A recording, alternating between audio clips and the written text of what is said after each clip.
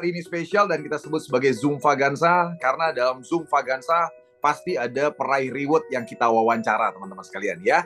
Dan luar biasa dahsyatnya adalah siang ini kita wawancara salah satu peraih reward ya kan, yaitu Tour Vietnam, dan tentu saja merupakan ruby tercepat ya yang ada di AWM sejak diluncurkannya program mencapai Black Diamond ya. Jadi beliau adalah Bapak Danu ya. Bapak Danu, selamat siang Pak Danu. Boleh dibuka mikrofonnya sebentar Pak Danu ya. Oke. Baik, Pak Danu, silakan Pak Danu. Ya, baik. Oke. Selamat siang semuanya. Terima kasih atas kesempatan pada siang hari ini. Ya, oke. Pak Danu, selamat siang Pak Danu. Selamat siang. Siang. Ya, Pak Jun. Ya. Pak Danu, posisi di mana nih Pak Danu? Masih di kantor Pak Jun. Boys, luar biasa ya. Tapi nggak masalah ya kita Zoom gini ya Pak Danu ya. Iya. Ya. Oke, Pak Danu berarti posisi di mana nih Pak? Di Lombok saya Pak Jun. Oh, di Lombok ya. Lomboknya di Lombok Barat atau di Kota Mataram? Oh, Kota Mataram. Oke, luar biasa ya. Jadi Pak Danu ini ternyata masih aktif ASN ya Pak ya? Ya, masih aktif ASN Pak Jun. Ya. Kalau boleh tahu di departemen apa? Dinas apa nih Pak? Saya kebetulan bertugas di Kementerian Lingkungan Hidup dan Kehutanan. Kebetulan di UPT pusatnya yang ada di Mataram. Kebetulan memang bidang kerja saya berkaitan dengan tanaman atau bibit-bibit mungkin gitu Pak Jun. Oke, luar biasa ya. Berarti ada kaitannya juga dengan gerakan organik nasional ya Pak ya? Oh ya, betul. Luar biasa ya. Jadi terus terang teman-teman sekalian, saya pun juga baru ketemu wajah kali ini dengan Pak Danu ya. Sebelumnya juga belum pernah ketemu wajah. Jadi saya juga baru ketemu kali ini, dan ya terus terang wawancara ini juga tidak disetting ya Pak Danu ya. Jadi kita alami saja ngobrolnya siang hari ini ya.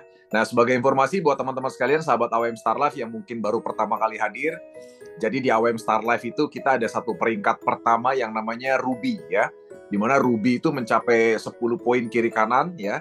Dan tentu saja untuk mencapai peringkat Ruby pertama itu seseorang harus memiliki yang namanya paket Pro ya. Dan Pak Danu ini sejak diluncurkannya program kita per 1 Oktober 2024, beliau adalah yang tercepat nih di Indonesia mencapai Ruby ya.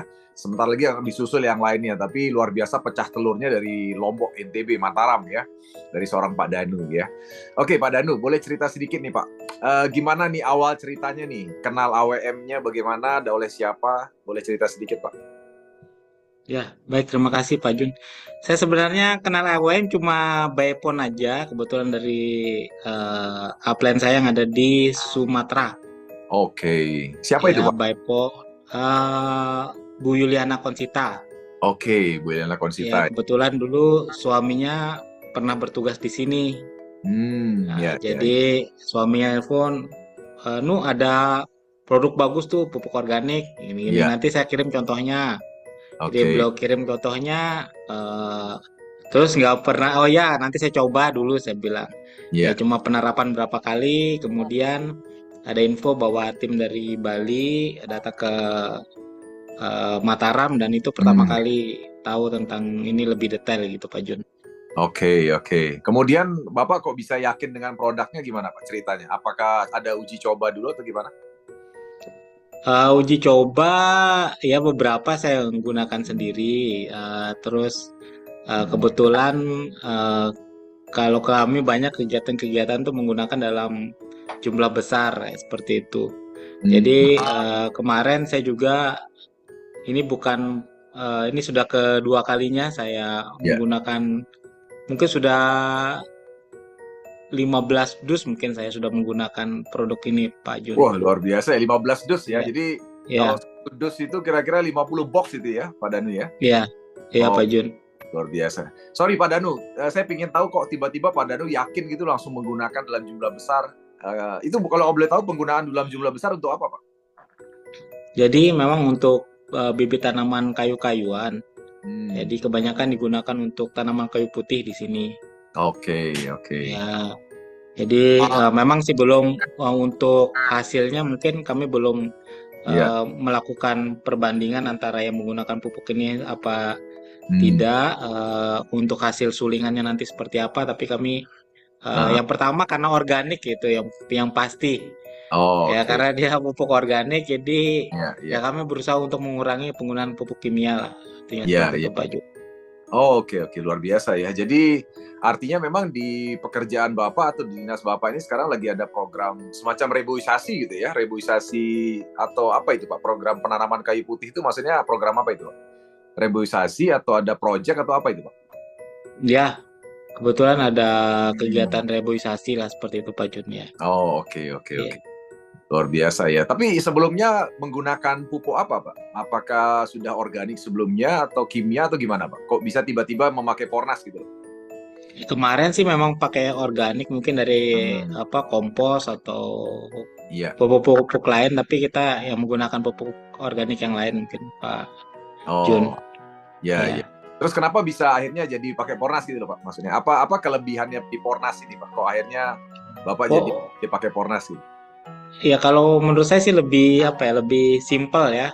Hmm. Jadi karena pakai penyemprotan mungkin kayak gitu kan daripada menggunakan pupuk dengan biaya lebih Uh, lebih efisien mungkin nanti penggunaan oh, biayanya untuk tenaga kerja seperti itu Pak Jun.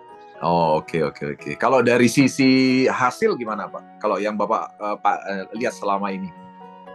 Nah, untuk hasil ini memang kami belum belum Hmm. belum artinya secara umum pertumbuhannya cukup baik lah Pak Jun. Ya, Ya. secara umum, tapi kalau hasil nanti karena Hmm. kayu putih kan biasanya disuling lagi nanti kan Pak Jun. Iya, Nah, iya, jadi hasilnya itu memenuhi standar apa enggak kami belum belum sampai ke sana. Ya, iya, mudah-mudahan nanti kalau ada hasilnya nanti kami bisa informasikan mungkin. iya, iya, iya. Kalau nggak salah kayu putih itu anu ya Pak ya, termasuk tanaman keras jangka panjang ya Pak Dani? Kayu putih Hah? bisa kita biasanya menggunakan daunnya kita ambil. Oh, daunnya ya. Oh, Ya, oke. jadi termasuk hasil hutan bukan kayu. Jadi, Oh, bukan kayu. Oke, oke. ya, Itu berapa jadi lama? Maksudnya buahnya berapa lama bisa diambil daunnya itu? nggak terlalu lama sih, mungkin 2 tahun, 3 tahun sudah bagus, sudah bisa Oh, diambil daunnya panen. oke, oke, oke. Tapi ini belum panen ya, belum pernah panen ya Pak ya? Daunnya belum pernah. Nah, kebetulan sebenarnya mungkin sudah ada yang panen, tapi Heeh. untuk informasi terkait hasil itu yang saya belum belum belum pegang. Jadi kemarin Oh, gitu kami ya. Mhm. kayak ada kegiatan secara keproyekan, jadi kami Iya, iya, iya. bantu untuk ke beberapa kantor-kantor di Heeh. kabupaten dan di Mhm. kabupaten itu untuk menggunakan Mhm. pupuk ini. Oh, oke, oke, oke. Artinya memang ini adalah proyek dari pemerintah ya Pak Danu ya, di mana ada Ya, proyek penanaman kayu putih, di mana memang daunnya diambil memang untuk diekstrak untuk minyak kayu putih kali ya Pak Danu ya, iya, iya, untuk minyak kayu putih ya. Nah, namun memang karena mungkin karena terlalu sporadik dan luas gitu jangkauannya, mungkin Pak Danu nggak bisa memantau secara langsung ya. iya, Tapi betul. minimal nggak ada kendala ya dalam pertumbuhan ya Pak ya. Artinya semua baik-baik saja dan mereka bisa menghasilkan daun kayu putih yang diinginkan ya Pak Danu ya. Ya, sementara ini tidak ada kendala Pak Jun. Artinya dalam kondisi tanah yang ya cukup kering dalam musim kering ini Hmm. masih bagus lah pertumbuhannya kan seperti itu Pak Jun. Oke, oke, oke. Jadi kalau kita bicara 15 dus itu kan lumayan banyak itu Pak, ya kan? Nah ngomong-ngomong, itu luasan lahan berapa itu Pak total untuk yang di-handle untuk kayu putih? Eh, Ratusan hektar Pak. Ratusan hektar? Luar biasa, iya, iya. Oke, oke, oke, baik, baik. Jadi artinya memang Pak Danu ini bisa merekomendasi lah ya kepada pihak pemerintah untuk menggunakan kayu putih ya Pak ya, karena memang Ya, itu lebih efisien, lebih murah dan aplikasinya juga lebih ergonomis ya Pak ya dari sisi biaya ya. ya, Oke, oke, oke. Baik, baik, baik. Ya, teman-teman sekalian tadi Anda udah bisa dengar ya. Jadi seorang Pak Danu ini adalah seorang ASN aktif di Kementerian Lingkungan Hidup, ya kan? Dan beliau memang sedang handle project ternyata di kantornya ya, di mana beliau sampai menghabiskan sekitar 15 dus ya. Satu dus itu 50 box teman-teman ya kan. Jadi dan itu untuk lahan yang luasnya ratusan hektar karena memang ada project yang namanya kayu putih ya kan. Nah, jadi artinya teman-teman sekalian bisa belajar dari seorang Pak Danu bahwa ternyata memang di pemerintahan kita juga membutuhkan pupuk seperti Pornas ini karena memang lebih efisien, lebih ekonomis ya dan aplikasinya juga lebih mudah ya. Jadi Anda juga jangan khawatir untuk menceritakan mengenai Pornas ini kepada dinas atau pemerintah seperti Pak Danu yang kita saksikan pada siang hari ini ya. Oke, kemudian selanjutnya, kalau saya nggak salah Pak Danu, Bu Yuliana Konsita itu temannya Pak Mardike ya, dari Bali ya? Betul ya Pak Danu ya? Nggak, sebentar saya hidup mikrofonnya. Ya, silakan Pak. Ya betul Pak Jun, temannya Pak Mardika ya dari. Oke. Jadi teman-teman sekalian bisa lihat bahwa ternyata kekuatan online itu juga luar biasa ya. Jadi Pak Mardika dan Bu Ratu ada di Bali, kemudian kenal dengan Bu Yuliana Konsita yang ada di Sumatera ya Pak ya, di Sumatera, akhirnya sampai Lombok gitu ya. Iya. Itulah luar biasanya online bisnis ya Pak ya, bisa kemana-mana gitu ya kenalnya ya. Oke.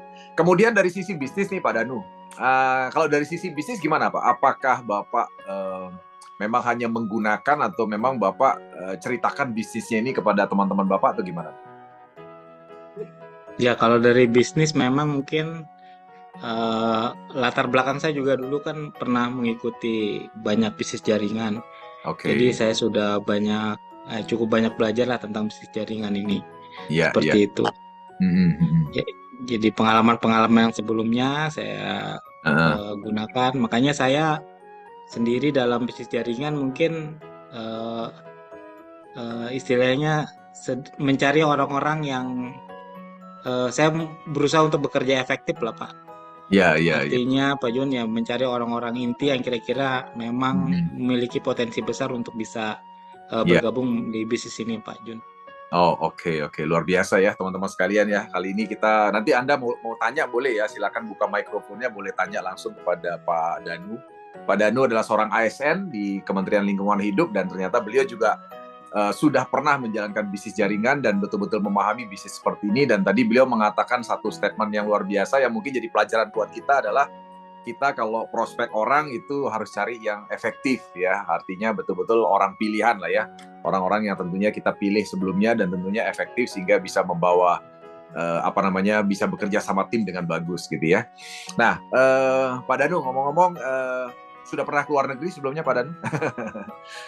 Sudah Pak. Sudah ya, pernah ya. Kalau ke Vietnam masih belum ya Pak ya? Belum, saya baru Singapura sama Thailand Pak. Wah, Vietnam itu keren Pak Danu ya. Jadi nanti kita ketemu nanti di Vietnam di awal 2025, kita jalan-jalan bareng Pak, rame-rame nanti kita Pak. Pokoknya Vietnam itu keren banget. Ya, jadi saya juga baru tahu kalau Vietnam itu keren karena ternyata Vietnam itu jajahan Prancis Pak.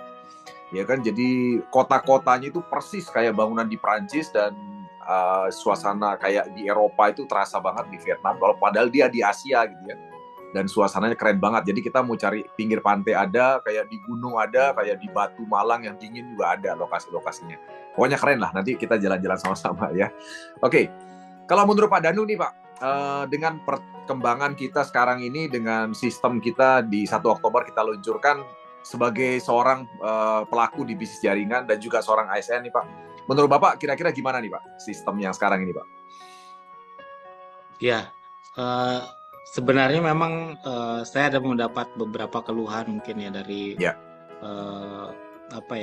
yang menjalani AWM ini sebelumnya memang banyak ada perubahan-perubahan bisnis plan, tetapi kalau saya melihat itu semua adalah proses. Jadi untuk proses lebih baik ya pasti ada perubahan-perubahan dan saya bisa memaklumi itu. Jadi saya tetap berusaha untuk menjalankannya seperti itu.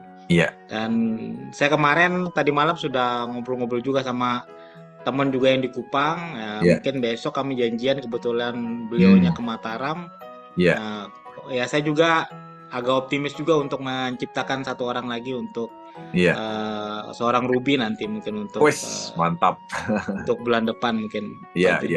Berarti di Mataram udah ada calon Ruby juga nih Pak? Malah di Kupang kayaknya nanti. Di Kupang kayaknya Ruby ya. Kebetulan janjiannya di Mataram nih nanti kan besok. Teman-teman yang ada di daerah NTT Kupang nih ya, jangan sampai nanti marketnya direbut sama Pak Danu. Ya buruan ya, daerah NTT. Semangat Pak Danu. Ya, siap-siap diserbu ya. Oke. Jadi betul sekali teman-teman sekalian. Jadi kali ini memang kita melakukan revolusi besar-besaran dan kali ini kita memang betul-betul sangat serius mengembangkan bisnis jaringannya. Karena terus terang sebelumnya kita betul-betul belum serius sih Pak Danu. Kalau Pak Danu perhatikan kan dulu kita 2 tahun terakhir itu belum benar-benar serius bangun bisnis kita ya Pak ya. Karena memang saat itu kami lagi fokus memang membangun pabrik, ya kan, menyelesaikan pabrik, itu kata kuncinya kemarin. Jadi kali ini pabrik udah selesai, 1 Oktober kita langsung gebrak dengan bisnis plan kita. Jadi kita kali ini sangat fokus ya. Dan Pak Danu bisa lihat lah, kami manajemen standby tiap jam 2 siang untuk bantu teman-teman seluruh Indonesia nih Pak. Ya, untuk teman-teman semua nih, biar bisa menjadi Black Diamond ya dalam 6 bulan ke depan. Ya, kalau bisa aja rame-rame Pak, keluarganya biar bisa ke Vietnam bareng Pak. Semua teman-teman, wah asik kalau rame-rame. Ya, mudah-mudahan lah Pak, minimal 2 orang lah nanti. Ya. Mantap. Oke. Keren. Oke, selanjutnya Pak Danu, kalau boleh tahu nih Pak, boleh bagi tips sedikit nggak buat teman-teman, gimana sih cara strateginya Pak Danu itu mengembangkan bisnis ini sehingga akhirnya Pornas itu bisa diterima nih Pak di kalangan pemerintah ya, terutama di sekitar Bapak nih. Kira-kira gimana tuh Pak? Kok bisa sih Pak akhirnya pemerintah mau menggunakan Pornas? Ya, tadi yang saya bilang memang paling tepat adalah efektif daripada penggunaan pupuk yang padat kayak gitu ya. Mungkin tenaga kerja lebih banyak. Kalau Pornas ini kan kita tinggal semprot-semprot saja kan. Penggunaannya menggunakan penyiraman seperti itu ya, untuk yang produknya mungkin seperti itu. Nah, kalau saya sebenarnya kalau produk itu nomor 2 sebenarnya Pak Jun. Oh, oke. Kalau sebenarnya produk bagi saya itu nomor 2. Kalau produk itu bagus pasti akan dicari lagi gitu. Kalau suatu bisnis ada barangnya jelas seperti itu nomor 2 bagi saya. Jadi saya memang niatnya memang gelutnya di bisnis Pak Jun. Oh, okay. Jadi kalau saya memang tertarik bisnisnya, jadi saya tadi yang saya bilang tadi, saya bekerjanya efektif karena saya juga ASN, jadi memang waktu saya hampir mungkin setengah dari itu sudah di kantor ya gitu. Jadi saya bekerja efektif seperti itu. Kalau dalam bisnis biasanya kan kita membuat daftar nama, tapi belajar itu biasanya kita mencari orang-orang untuk melakukan kesalahan. Tapi bagi saya sudah mungkin saya nggak bisa begitu lagi. Saya mencari orang yang betul-betul inti, yang kira-kira mana sehingga kerja saya efektif. Mungkin itu aja Pak. Iya, betul sekali. Artinya udah cukup lah kita membuat kesalahan ya Pak ya dalam pengalaman perjalanan. Iya, betul. Nah, jadi kebetulan kami juga ada beberapa teman-teman di pemerintahan. Saya lihat di sini juga ada hadir dari Palu Pak. Dari Palu itu kami banyak teman-teman di pemerintahan, di Dinas Pertanian, Tanaman Pangan, Hortikultura. Di sini ada Pak Amrizal. Kemudian ada juga Pak Samsir. Pak Samsir ini kepala dinas malah Pak. Kepala dinas kalau nggak salah Kemoninfo ya di sana di Palu ya, dan beliau adalah cabang kami juga yang di Palu, Pak Samsir ya. Ya, dan juga ada beberapa rekan-rekan lainnya. Jadi kalau Pak Danu ini jangan-jangan kepala dinas juga nih. Betul ya Pak? Enggak Pak. Saya ini fungsional Pak. Oh, fungsional ya. Fungsional. Kebetulan saya dulu sekolah menengah kehutanan Pak di Makassar. Jadi untuk angkatan saya itu Pak nyebar untuk di wilayah se-Indonesia Pak. Jadi sebenarnya saya untuk mengembangkan ini, saya tadi ngelihat di Kolaka banyak banget itu tadi dapat. Ya, Kolaka betul. Kolaka, jadi saya juga saya langsung ngelirik Sulawesi Utara juga ini, Sulawesi Tenggara juga ini Pak. Ya, betul. Jadi tadi saya lihat, banyak juga yang di sana, di Palu juga. Untuk wilayah timur, teman-teman saya cukup banyak Pak dari hampir, dan ya mungkin ada beberapa orang juga kayak saya untuk menggeluti bisnis. Jadi saya kepikiran beberapa referensi nama-nama yang tadi malam saya pikirkan. Mungkin untuk yang pertama ini mungkin di Kupang sama di Papua nanti Pak. Oke. Mantap ya. Oke, teman-teman sekalian, jadi kalau boleh tahu nih sedikit tips nih Pak. Bagaimana caranya teman-teman secara umum ini mereka bisa meyakinkan orang lain seperti Pak Danu nih kan, artinya kalau bicara masalah produk yang efektif, efisien tadi kan perlu meyakinkan dulu nih Pak. Ya kan? Nah, yang diyakinkan ini pasti kan nggak gampang, Pak. Pasti level-level tinggi, ya kan? Apalagi di pemerintahan seperti Pak Danu. Nah, boleh kasih tips nggak, Pak? Gimana sih caranya, Pak? Strategi Bapak? Ya, memang kalau pertama itu memang